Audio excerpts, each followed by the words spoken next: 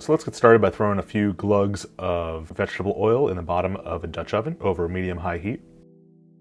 We're going to dice up an onion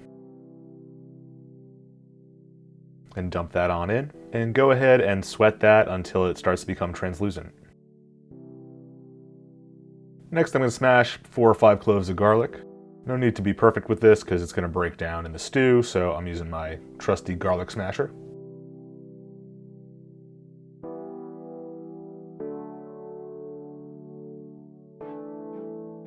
Dump that on in with the onions, and let's let those mingle a little bit.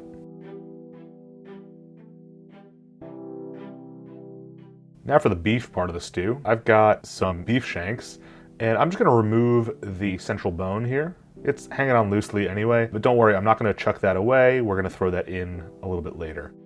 But for now, let's dice up this beef into, let's say, 2-centimeter cubes.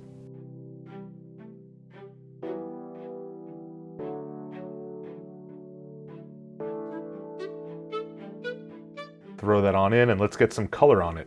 It's probably best if you remove the onions first, that way the beef can touch the bottom of the pot and there's less moisture overall. Now that the beef's got some color on it, I'm going to add in a chopped up stick of celery. Throw that on in. And I'm going to chop up a carrot into small little rings.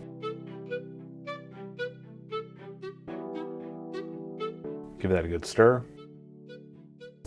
Now I've got what's called gravy browning. You can find that in your local Caribbean store or in the Caribbean aisle in your grocery store. Pour in about a tablespoon of that.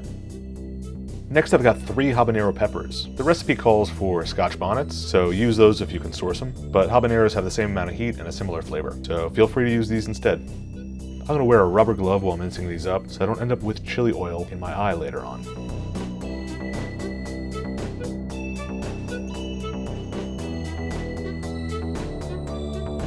Next, I've got some Caribbean seasoning. I'm going to throw in a tablespoon of that, as well as a teaspoon of paprika. I've got 2 little sprigs of marjoram. This is fresh. If you're using dried marjoram, you can use a couple teaspoons. And the same goes for some thyme. Stir that all on in. I'll throw in those marrow bones from earlier. And I'm going to cover it up with about 1 liter of water. Don't forget to put in a bay leaf for whatever reason, along with some pepper and some salt.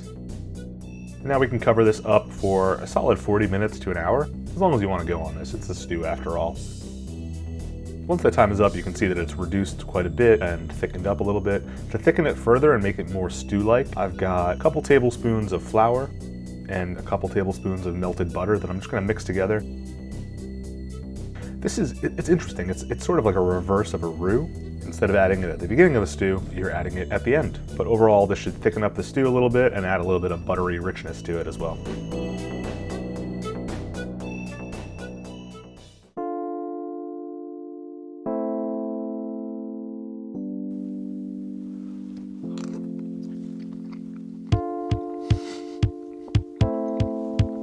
Yes.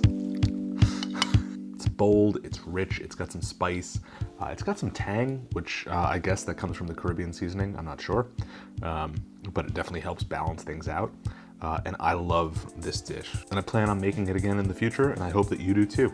So I've got a full written recipe in the description below, and if you like this video and you want to see more international cooking videos, then hit the subscribe button. See you next time. Cheers.